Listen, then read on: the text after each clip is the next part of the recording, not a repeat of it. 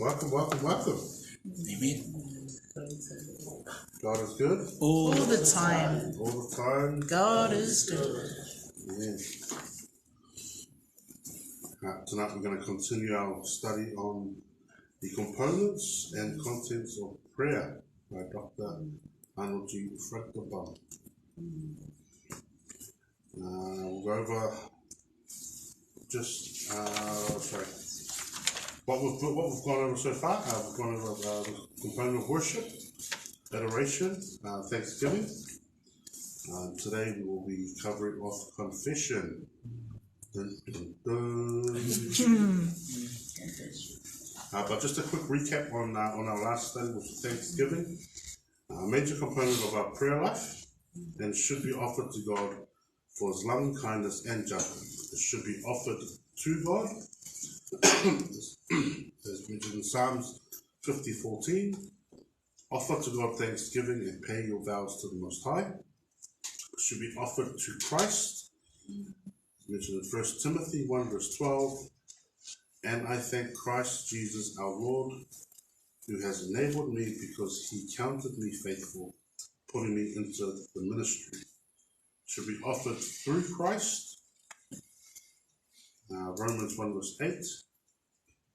First, I thank my God through Jesus Christ for you all, that your faith is spoken of throughout the whole world. And lastly, thanksgiving should be offered in the name of Christ. Ephesians 5 verse 20. Giving thanks always for all things to God the Father in the name of our Lord Jesus Christ. Should also be offered in public and in private worship and in all things. But today we'll be going through part 4. Confession. Don't worry, family, don't be scared. So, what is confession? Specifically, what is confession of sin? Now, the Greek word for confession is homologeo, which directly translates to say the same as another, i.e. to agree with. So in this context, confession of sin is the admission of what we did and the agreement with God that our actions or words were wrong. Universally, to concede, i.e. not to refuse or not to deny, ultimately to confess. If we can turn our Bibles to Psalms 32, verse 5. Psalms 32, verse 5. Salamo tosu Lauifata. I'll ask our English Bible readers to go first while our Samoan Bible readers So our New King James Version English Bible readers, I acknowledge my sin to you. In my iniquity I have not hidden. I said, I will confess my transgressions to the Lord, and you forgave the iniquity of my sin. Our Samoan Bible readers, Salamu tosu Lauifata. Ona o whailoa tua I lea ia te oe o la wangsala, na wau leo whitia whoila o amiole tono, sa o whapea, o te whaali atu ia iowa o soli tula fono, ona e ave sea I lea o na leanga o la wangsala.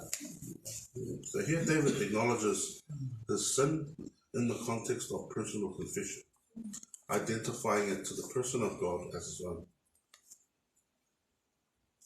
When we confess our sins, we are admitting that we violated God's law. We admit that we chose to do, say, or think something opposed to God's will, and we stand guilty before Him. For we are all sinners and fall short, as mentioned in Roma 12. For all have sinned and fall short of the glory of God. Owa ua ngasala tangata umalama na ua leo o I le ia ina ma lea tua. Amen? Amen. Now, just as important and related to confession is repentance. Confession involves admitting what we did was wrong. Repentance involves a desire to change course. We not only acknowledge our sin, but we take steps to overcome and forsake it. Confession without repentance is only words. So the encouragement here, family, we are to acknowledge that we sin and not to hide behind it. We go to Proverbs 28 verse 11. Whāta oto, rosu whāruko da tu suto.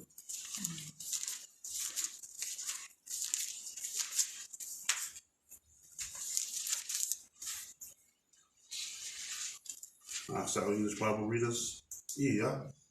He who covers his sins will not prosper, but whoever confesses and forsakes them will have mercy. Samoan Bible readers, yeah. O le o whiwhi o na soitu la whono, e le manuia o ia, a o le o whaali manafo ina, e a whangia o ia. We are also to confess regularly, because God wants us to live with a clear conscience and a pure heart. That's just up in Matthew 5 verse 8. Blessed are the pure in heart, for they shall see God.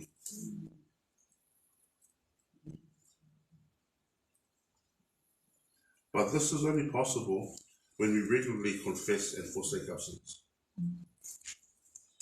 We are also to confess and seek forgiveness, for our sins are demonstrated. We are also to confess and seek forgiveness for our sins, as demonstrated in 1 John 1 verse 9.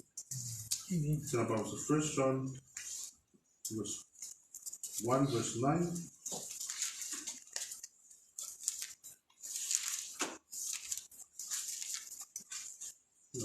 English Bible readers, 1 John 1 verse 9. Now English Bible readers, yeah. If we confess our sins, he is faithful and just to forgive us our sins and to cleanse us from all unrighteousness. Now Samoan Bibles readers, yeah. Aia whai tātou te whaali a tātou masala, e whaamaoni o ia, ma le ami o tonu, e whaamaangararai a tātou masala, o whaamamamai a le tātou, I a miole tonu malawa. We are also to confess to the brethren. Jacopo 5:1. James 5 verse 16. Ask our English Bible readers. James 5:16. Yeah. Confess your trespasses to one another and pray for one another that you may be healed. The effective, fervent prayer of a righteous man avails much. The Samoan Bible readers, yeah. Ia whawhāri a tō sasa, ma te tāu le tasi mo le tasi, ma ia whamaroro ina o tō. Wā ngā tere te tāu whātau ana, a le tamata a mi o tō. Mutual honesty, openness and sharing of needs will enable believers to uphold each other in the spiritual struggle. And with that, family, I leave you with Colossians 2 verse 14. So Colossians 2